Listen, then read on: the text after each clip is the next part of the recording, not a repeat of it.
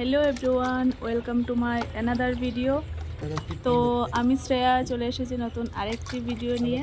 কেমন আছো সবাই অবশ্যই কমেন্টে বলবে। আমি এখন যাব কীর্তনে, আমি আমার বর মিলে। তো আমার শ্বশুরবাড়ি আগে যে জায়গাতে ছিল সেখানটায় যাব। তো তোমরা ভিডিওটা পুরো দেখো। আর এই যে দেখো বর কাজ করছে এখানে। তো এই যে আমরা এখন বেরিয়ে পড়ছি, তোমরা ভিডিওটা প্লিজ কন্টিনিউ দেখো।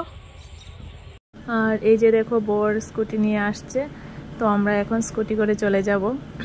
আর এই খুশির মধ্যে একটা কষ্টের কথা বলি, যদিও এটা আমার শুধু কষ্টের কারণ না, আমার স্কুটি থাকা সত্ত্বেও আমি এখনও স্কুটি চালাতে ভয় পাই। একবার অ্যাক্সিডেন্ট করেছি, তারপর থেকে ভয় লাগে স্কুটি চালাতে। তো আমরা যেখানেই যাই বর স্কুটি চালিয়ে নিয়ে যায়, আর বর না থাকলে তো আমি হেঁটে হেঁটে বা গাড়ি দিয়ে চলে যাই।